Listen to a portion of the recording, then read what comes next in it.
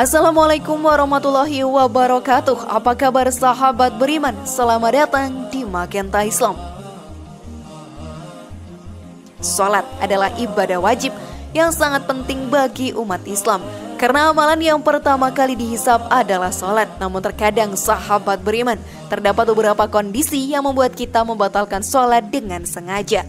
Sebenarnya hukum sengaja meninggalkan sholat tidak diperbolehkan. Namun ada beberapa kondisi yang diperbolehkan sengaja meninggalkan sholat. Lalu kondisi apakah itu sahabat beriman?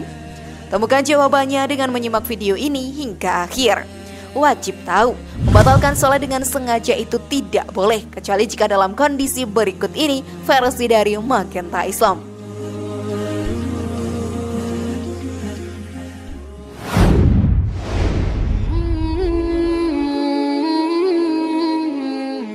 Pada hakikatnya sahabat beriman, sengaja membatalkan sholat dilarang dalam hukum Islam. Terlebih jika hanya dalam urusan yang sepele seperti mengangkat telepon, menonton film kesayangan dan lain sebagainya yang bersifat remeh-temeh. Pada dasarnya seseorang tidaklah diperbolehkan membatalkan sholat begitu ia memulainya. Hal ini sebagaimana firman Allah Ta'ala, "Hai orang-orang yang beriman, taatilah Allah dan taatilah Rasul, dan janganlah kamu membatalkan amal-amalmu." Quran Surat Muhammad ayat 33. Hanya saja ada beberapa uzur yang diberikan kepada muslimin untuk membatalkan sholat dalam kondisi tertentu. Berikut beberapa kondisi yang membolehkan seseorang untuk membatalkan sholat. Maka mari kita bahas lebih dalam. Namun sebelum lanjut, klik dulu tombol loncengnya ya, supaya kita tetap bertebar syiar melalui channel ini. Mari berbagi pengetahuan dan ilmu yang bermanfaat. Amin ya robbal alamin.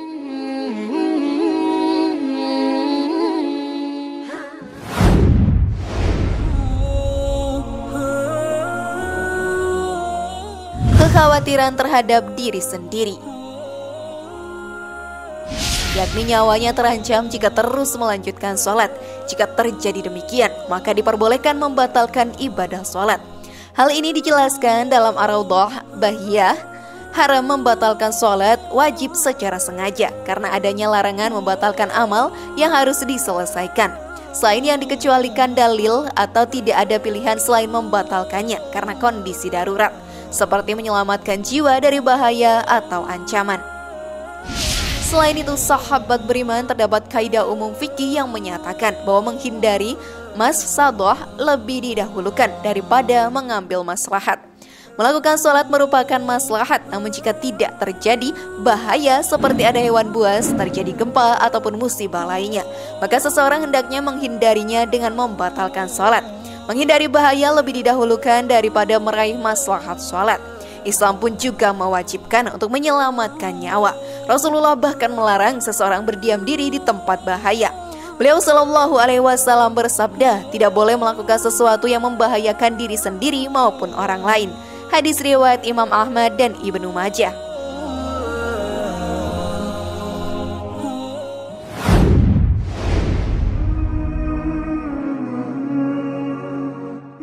Menyelamatkan orang lain. Selain menyelamatkan diri sendiri, menyelamatkan orang lain juga menjadi kondisi yang dapat membatalkan sholat. Cukup banyak fatwa ulama dari beragam mazhab fikih yang menjelaskannya. Di antaranya yakni ulama Hanafiyah Hasan bin Amr al-Misri yang menyebutkan dalam Nurul Iddah wa Najat al-Arwah, menjelaskan penjelasan tentang apa saja yang mewajibkan orang untuk membatalkan sholat dan apa yang membolehkannya. Wajib membatalkan sholat ketika ada orang dalam kondisi darurat meminta pertolongan kepada orang yang tengah sholat. Ulama Syafi'iyah Al-Is bin Abdus Salam menjelaskan, dalam Qawaid Al-Ahkam juga menyebutkan tentang menyelamatkan orang yang tenggelam namun harus membatalkan sholat. Beliau menjelaskan bahwasanya menyelamatkan nyawa orang lebih afdal di sisi Allah dibandingkan mengerjakan sholat.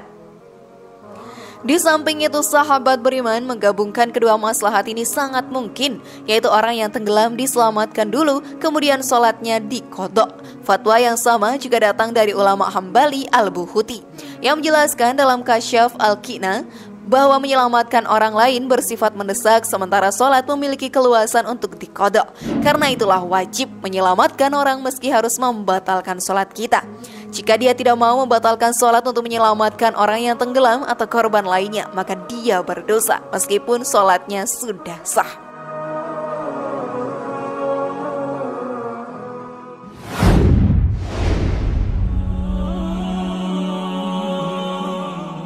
Kekhawatiran terhadap keselamatan harta.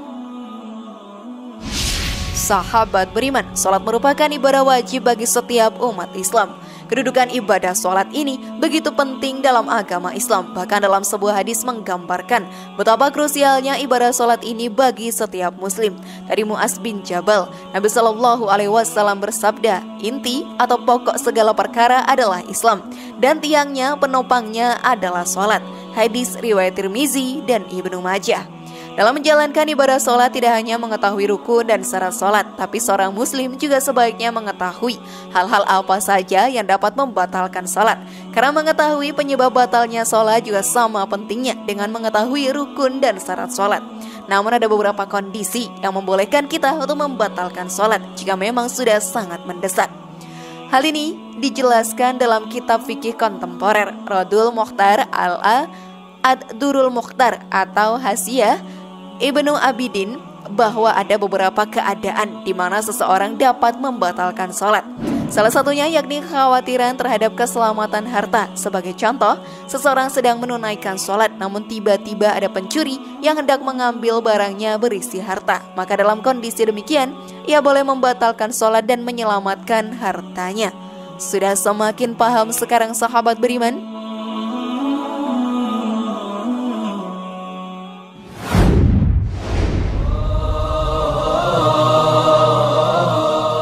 Terkait kekhusyukan. Masih dalam Hasyiah Ibnu Abidin, terdapat pula kondisi di mana seseorang mukmin dianjurkan membatalkan sholat, misalnya karena keinginan untuk buang angin. Hal ini disimpulkan bahwa keinginan buang hajat yang merusak kekhusyukan dapat menjadi uzur seseorang untuk membatalkan sholat yang seharusnya dilakukan oleh seorang mukmin ketika dia ingin kentut atau buang air kecil atau buang air besar, yang menyebabkan dia terganggu selayaknya tidak memulai sholat. Namun dia selesaikan hajatnya dulu lalu berwudu, kemudian sholat dengan khusyuk hati dan anggota badan dan konsentrasi sholatnya. Inilah yang selayaknya dilakukan oleh seorang mukmin, sebagaimana sabda Nabi Shallallahu Alaihi Wasallam. Tidak ada sholat ketika makanan sudah dihidangkan atau sambil menahan dua hadas. Hadis riwayat Ahmad, Muslim, dan Abu Daud. Maksud dua hadas adalah keinginan buang hajat, baik kencing ataupun buang air besar, dan kentut semakna dengan dua hal itu. Karena kentut jika dorongannya sangat kuat akan sangat mengganggu orang yang sholat, sebagaimana buang air besar atau kencing. Dalam fatwa Syabakah Islamiyah dinyatakan, sholat sambil menahan buang hajat hukumnya makruh dengan sepakat ulama. Bahkan mazhab Zahiriyah mengatakan sholatnya tidak sah. Terdapat hadis yang sahih dari Nabi Shallallahu Alaihi Wasallam yang melarang sholat ketika menahan hajat, kencing dan buang air besar. Semakna dengan hal ini, ada segala yang bisa mengganggu konsentrasi hati seperti kentut. Dari Aisyah radhiyallahu anha, beliau mendengar Nabi Shallallahu Alaihi Wasallam bersabda, tidak ada sholat ketika makanan sudah dihidangkan atau sambil menahan dua hadas. Hadis riwayat Ahmad, Muslim, dan Abu Daud. Dari Abu Darda radhiyallahu anhu, beliau mengatakan, bagian dari pemahaman seseorang terhadap agama, dia selesaikan semua hajatnya sebelum sholat, sehingga dia sholat dengan kondisi hatinya tidak terganggu. Hadis riwayat Bukhari secara mu'alaq.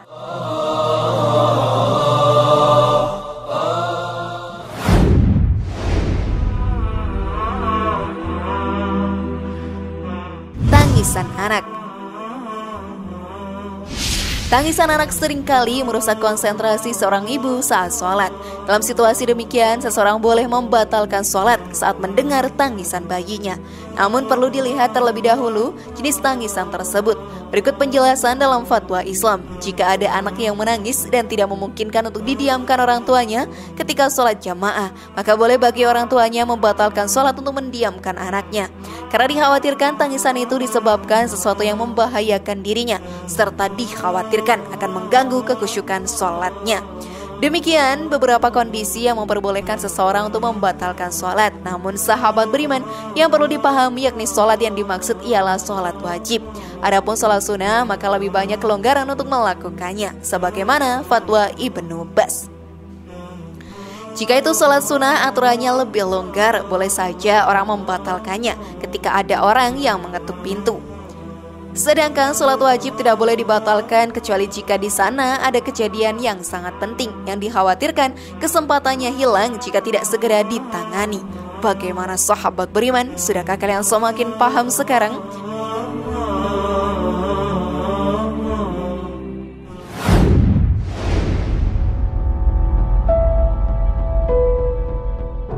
Semoga informasi tadi bermanfaat ya dan membuat kita berpikir lebih bijak.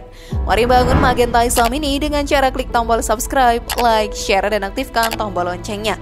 Wassalamualaikum warahmatullahi wabarakatuh dan jangan lupa tonton video yang lainnya.